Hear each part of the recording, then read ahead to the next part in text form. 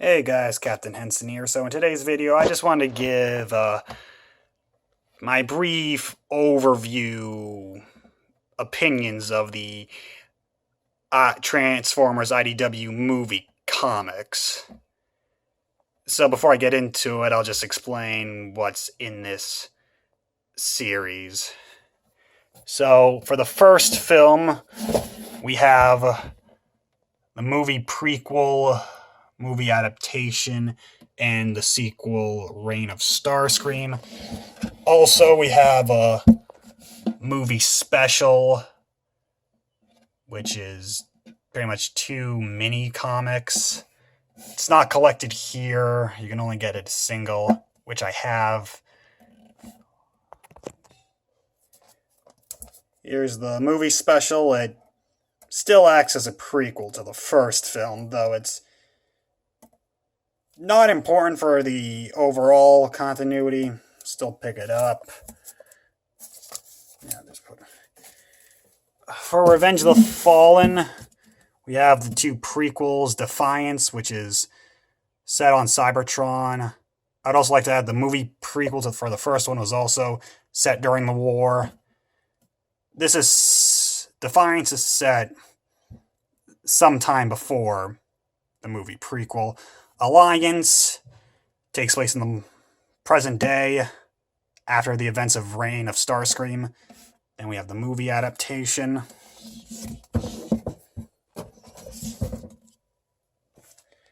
Also with Revenge of the Fallen, we have Tales of the Fallen, which are 6 issues that take place sometime before, during, or after the film. Few issues take place during the time of the Primes, which is really interesting. Also got Nefarious, sequel to Revenge of the Fallen. Sector 7 is its own thing. Obviously, given that it's about Sector 7, takes place before the events of the first film. Delves more into the history of Sector 7 and even seeing Transformers throughout history. And then for Dark of the Moon, we have Foundation, which is set during the war. Takes place during... Yeah, this takes place during the Defiance mini. Rising Storm, which takes place during the present day, before Dark of the Moon. Then we have the movie adaptation. There are also, I think, 6 mini-comics that were packaged with toys, which I don't have on me, but given that they're mini-comics, I don't think I'm missing out too much. I'll get them eventually, but not too important right now. Others of note would be the Bumblebee from Cybertron with Love mini,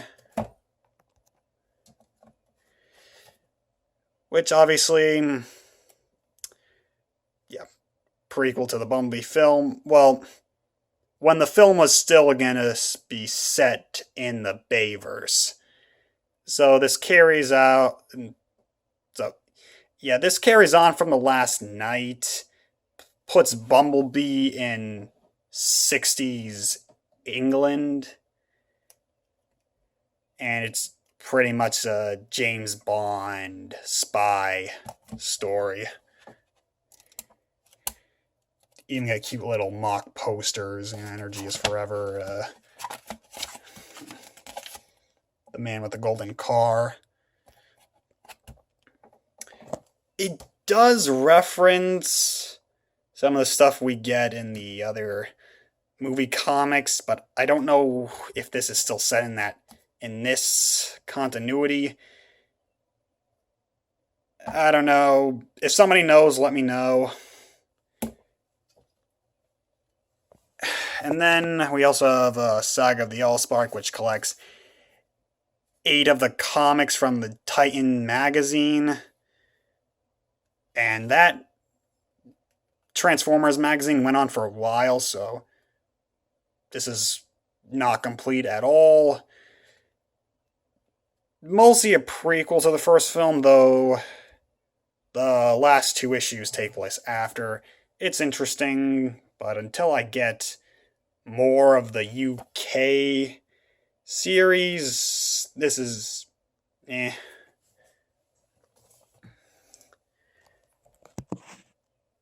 So the reason why I wanted to talk about the movie comics is the films specific. I'm gonna mostly refer to the first three here since we only got up to Dark of the Moon, because I'll just make a quick aside. When we got preview images of the adaptation, it showed off major spoilers for the film. I think one of them was Sentinel's betrayal of the Autobots, and Bay didn't like that, so no more comics. But because nobody cares about the UK comic, they were able to make comics up until Age of Extinction. A little past that, I think. So, yeah, that's pretty sad because I'll get into that. So anyways, that's the reason why we didn't get more after Dark of the Moon, and I would say because Bumblebee, wasn't going to be directed by Bay, that's why we got this comic. Written by John Barber, who also had a hand in a handful of the comics, especially the Dark of the Moon comics. So anyways, the films, in my opinion, set up an interesting mythology and lore. The unfortunate part of that is that it doesn't expand at all. Ideas are introduced in one film and then kind of just forgotten about in the next. The Allspark in the first film, despite being vitally important to not only the Transformers race, but the war, etc., it's kind of just forgotten about. It does play a role in Revenge of the Fallen, but less so as oh yeah, that's there, rather than, oh yeah, that was actually really important. And then it's just not even mentioned in Dark of the Moon. Well, here, even though the cube is destroyed at the end of the first film, it's important to the entire universe. And by that I mean the universe, the canon. What I'm trying to say is, the cube is important even after the first film. In the reign of Starscream is trying to build a new Allspark. We find out in the Revenge of the Fallen stuff that the Sun Harvesters were created to, yes, harvest energy, but it was to feed the Allspark, which needed to consume a ton of energy. And hell, Megatron even brings it up, and I want to say the Dark of the Moon adaptation. So yeah, it's just, wow. This also just goes to show you that supplemental material, or writers of supplemental material can give more of a damn about the universe than the main writers and directors.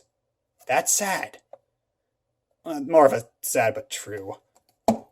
Another thing of note is Simon Furman, who, if you're a Transformers fan, should know he's played a big role throughout the franchise.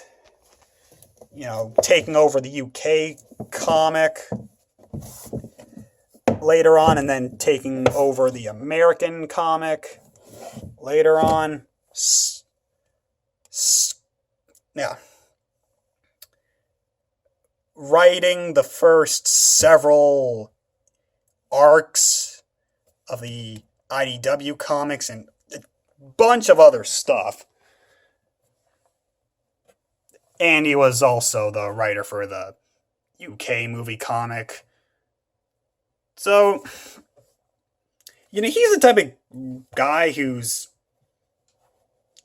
living out a writer's dream of being able to write essentially the same thing. I don't know how to word this. Like, two separate versions of the same thing, yeah. So like, set up ideas in one thing, but then you can do something completely different in another, but it's still part of the same overall brand.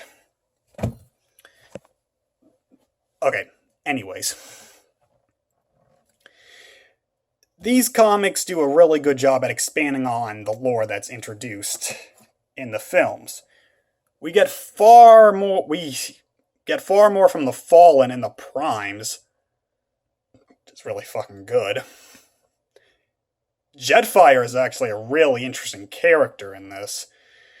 We get to see far more of the war and just how bad it was. You see, another major problem in the films is that the Transformers are background characters, even though they're easily able to carry their own stories.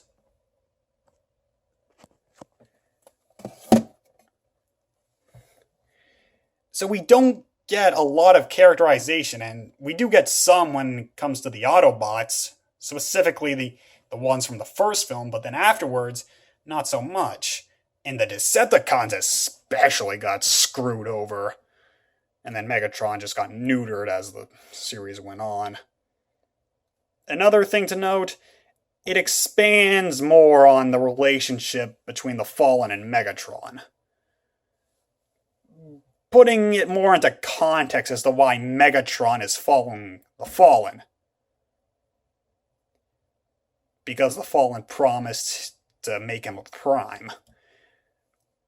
And Megatron creates power, yada yada yada, and also the Fallen had a hand in kind of corrupting Megatron before the war, and thus created the war. Thus had a hand in creating the war. Now, the human characters aren't really expanded upon too much here. We do get to see more of Lennox and Epps from Nest, which, I like. I do enjoy those characters. But in terms of Sam, not really. Michaela, definitely not. Simmons, we do get to see more of, and we do get to see some of his family history in Sector 7.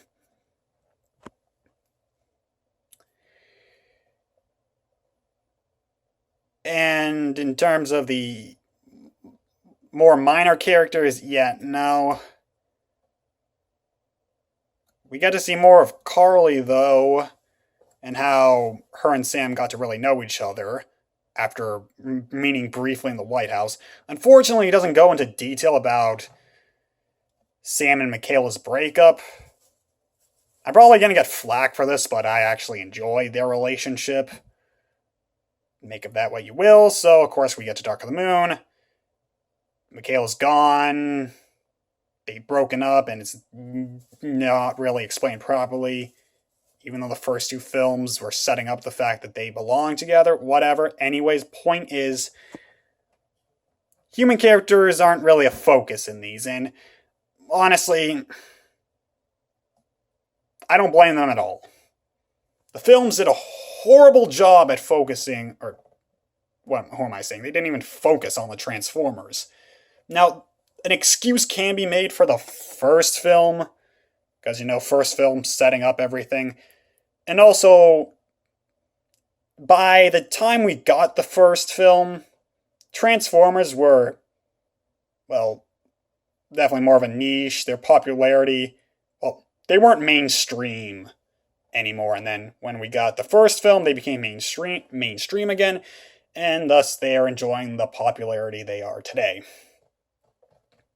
But once we get to Revenge of the Fallen, it becomes a problem, especially when they introduce more of the backstory mythology, but they don't put too much detail into it. It's there enough to pique my interest. We don't get it developed, especially once the film ends. And this goes for all of them. Once each film ends, everything that was set up in that film is kind of just forgotten about or not expanded upon in the next film. Not a good way to tell a story, especially when you're making sequels. The fact that they were going to try to make a cinematic universe from these, four films. Last Night was made with a cinematic universe concept in mind. So you're going to take these four films, which, well, yes, they had lore, but nothing was expanded upon. You don't make a cinematic universe when your universe isn't well developed. Or whatever. Tangent aside, if you like the Bay films, I'm a fan of the first three. I grew up with them. I can admit that. There are concepts in there that I love. One of them is Optimus Prime. Now, Optimus Prime is a character who, well, people don't really like his portrayal in the Bay films. I don't blame them. In the Bay films, this is an Optimus Prime who's more willing to kill a Decepticon. He's more prone to violence in the Bay films, especially as the films go on, when we get to Dark of the Moon especially. Now, yes, I can see why people don't like this portrayal of Optimus. It's not Optimus, but I like his portrayal in the Bay films. Now, it's not developed too well in the films, given it's, well, the Michael Bay films, but in the comics, especially when we get to the Dark of the Moon stuff, this is an Optimus who's been through hell. The war has taken a toll on not only him, but all of the Transformers. These are people who have seen their homeworld ravaged by war, who've had to do horrible things, who've had to sacrifice so much, only for the war to just rage on. Sacrifices had to have been made. People have had to deal with PTSD. They've had, like I said, sacrifice. They've had to deal with mistakes, horrible mistakes. And in the end, the war just keeps raging on. It's a never-ending fight. No matter what they do, no matter how much they want peace, it's never gonna come. And that's why I think Optimus Prime is so okay with just murdering Decepticons. And you definitely see this in, like I said, Dark of the Moon stuff. In Foundation, which, like I said, is set during the war, we see an Optimus at one of his lowest points. He wants to murder Megatron and wants to throw away any connections he has to his friends in order to do so. In Rising Storm, he has a conversation with Elita 1, his friend, about what the war has done to them. And then, of course, in Dark of the Moon, this is when he's at his real lowest point. Obviously, we got the portrayal of Sentinel, but events from Rising Storm also play into it. It puts into greater context why Optimus killed Megatron and Sentinel. Okay, so with all that said, the point, what I, anyways, if you're a fan of the films and you haven't read these comics, read them. They're able to expand, and even if you don't like the Bay films, I would still give these a read. Because this shows you just how rich the Bayverse is, and how the films could have been if they just played into the Transformers a bit more. If they gave more focus on the Transformers, developed them more as characters, as actual characters.